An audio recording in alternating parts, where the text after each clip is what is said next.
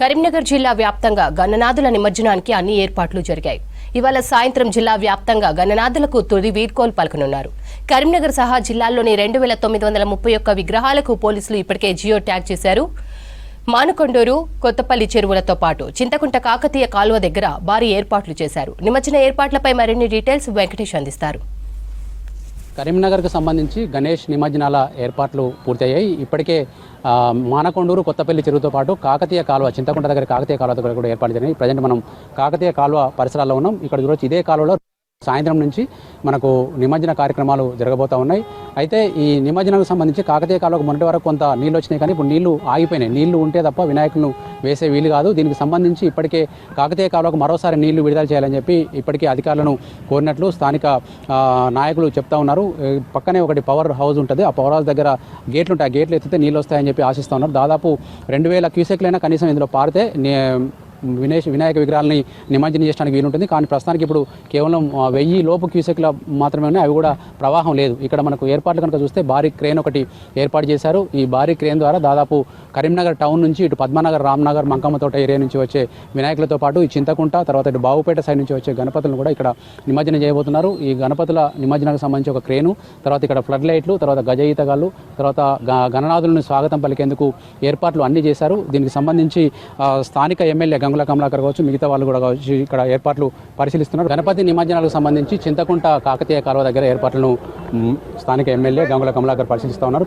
ఇప్పుడు ఇక్కడ ఏర్పాట్లు ఎట్లా ఉన్నాయండి? మొత్తం 3 చోట్ల జరుగుతున్నాయి కదా. ఇప్పుడు ప్రజెంట్ కాకతీయ కాలువలో చూస్తే నీళ్లు లేవు. మరి రేపటి ఎట్లా?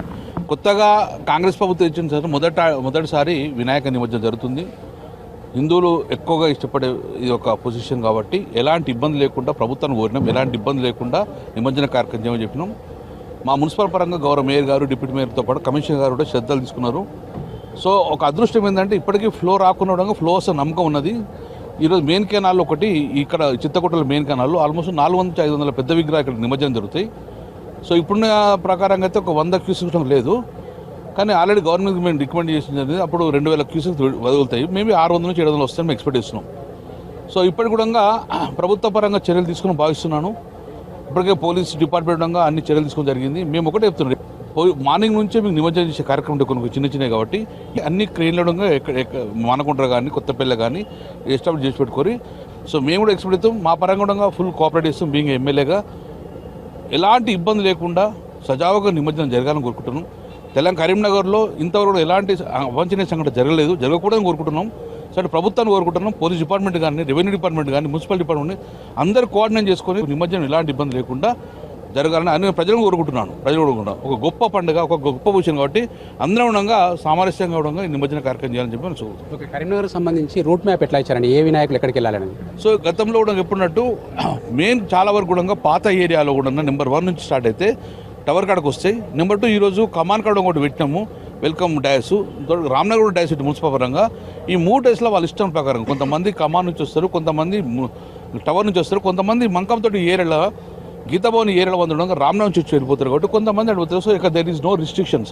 ఎలా కన్నుంటే అలా విగ్రహాలను నిమజ్జనం చేసే కార్యక్రమం పెట్టుకోమని కోరుతున్నాం. విగ్రహాల హైట్ ప్రకారం ఏమైనా పంపిస్తున్నారా? అట్లా భారీ విగ్రహాలు మానకొండకు పంపాలని ఒక టాకిన పడుతుంది. ఇక్కడ అలా పెద్ద రిస్ట్రిక్షన్స్ లేవు. చాలా కూడా ఈ మంకమ్మతోట ఏరియాలో చాలా పెద్ద విగ్రహాలు ఉన్నాయి. అవి టవర్ పోవు. అవి రామ్నగర్ నుంచి ఇటే చింతకుంట రావడం జరుగుతుంది. మేయర్ కూడా ఉన్నారు. మున్సిపల్ పరంగా మీరు ఎట్లాంటి ఏర్పాట్లు చేశారు? గౌరవ ఎమ్మెల్యే గారు చెప్పిన విధంగా దాదాపు 60 లక్షల రూపాయలతో నగరంలో వినాయక నిమజ్జన ఏర్పాటు చాలా బ్రహ్మాండంగా చేయడం జరిగింది. 3 చోట్ల కూడా మానకొండ కావచ్చు, చింతకుంట కావచ్చు, కొత్తపల్లి కావచ్చు, అన్ని చోట్ల కూడా మా మున్సిపల్ అధికారులు, మా కమిషనర్ గారు, మా పాలకవర్గ సభ్యులందరి సహకారంతో లైటింగ్ కావచ్చు, బ్యారికేడింగ్ కావచ్చు, వాటర్ సప్లై కావచ్చు, శానిటేషన్ కావచ్చు, ఎక్కడ కూడా ఎలాంటి చిన్న అవాంఛనీయ సంఘటన జరగకుండా అన్ని ఏర్పాటు చేయడం జరిగింది. జిల్లా యంత్రాంగం కూడా పూర్తిస్థాయిలో సహకరిస్తున్నది. కాబట్టి గతంలో విధంగానే ఎక్కడ కూడా చిన్న అవాంఛనీయ సంఘటన జరగకుండా మా మున్సిపల్ సిబ్బంది అధికారులు షిఫ్ట్ సిస్టమ్ 24/7 కూడా అందుబాటులో ఉండి నిమజ్జనం ప్రశాంతంగా సాగిపోయేంత వరకు, ఆఖరి వినాయక గణపతి నిమజ్జనం అయ్యేంత వరకు కూడా మా అధికారులు మరి నిమజ్జన పాయింట్లు వాళ్ళకి కేటాయించిన స్థానాలు ఉంటారు. కాబట్టి ఎక్కడ కూడా ఎలాంటి ఇబ్బంది లేదు. వాటర్ కూడా అన్ని చోట్ల కూడా వాటర్ సఫిషియెంట్ వాటర్ ఉంది కాబట్టి గణపతుల నిమజ్జనానికి ఎలాంటి ఇబ్బంది కూడా లేవు. కెమెరామెన్ కవికుమార్తో వెంకటేష్, V6 న్యూస్, కరీంనగర్.